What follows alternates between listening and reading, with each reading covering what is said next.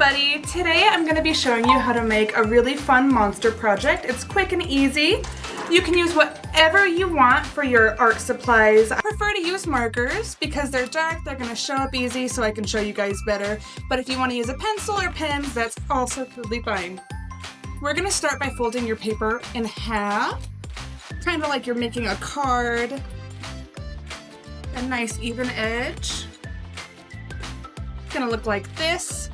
You want the closed, sealed portion facing down, and you're going to take one flap and fold that to the sealed end. So right now what you're going to have is a paper that looks like this. So it'll open and close. Now what you're going to do is you're going to take your utensil and you're going to just draw whatever shape you want. I'm going with a little lumpy monster. He's going to be nice and fluffy. When you draw this, you want to make sure that you go across the whole thing. Now you want to give him a mouth. The mouth you want on both portions as well because it's going to open up. Now you can just add whatever details you want. I'm going to do some fur. In these spots, I'm going to add some eyeballs.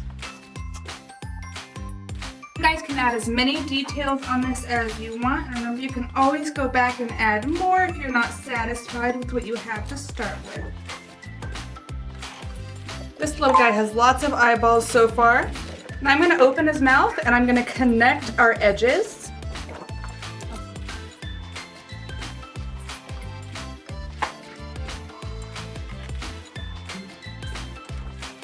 Just like that. And then when it's open, you can add the rest of his body outline.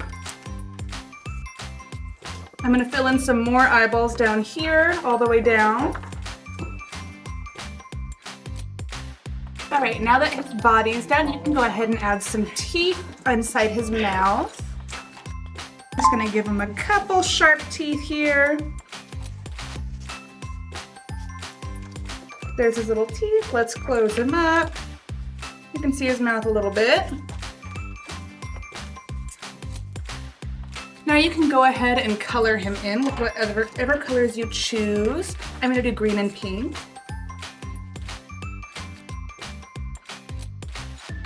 I've got my green done, now I'm going to switch to the pink.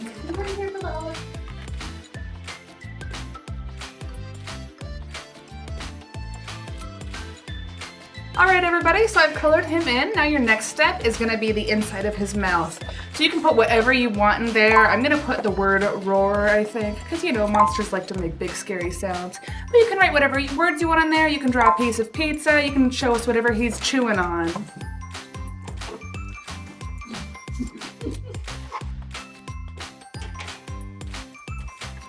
So I've got my word down, now I'm going to fill in around it with the black.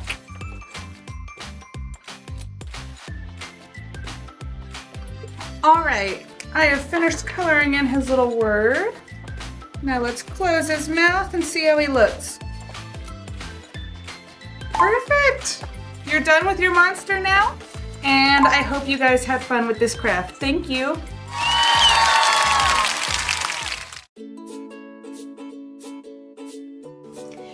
Hey, I'm here today to give you 5 tips to establish effective communication with your child's school.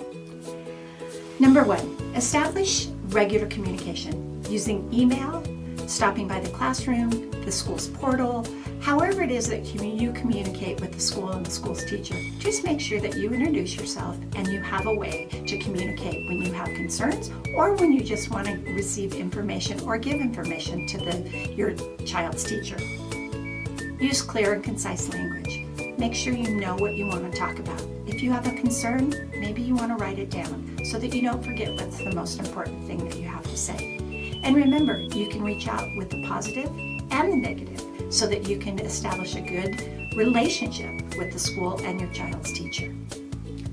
Attend school meetings and events. Go to back to school night. Attend any activities, parent conferences. Make sure that the teacher knows who you are and that you are there to support them in both the positives and when you have a concern.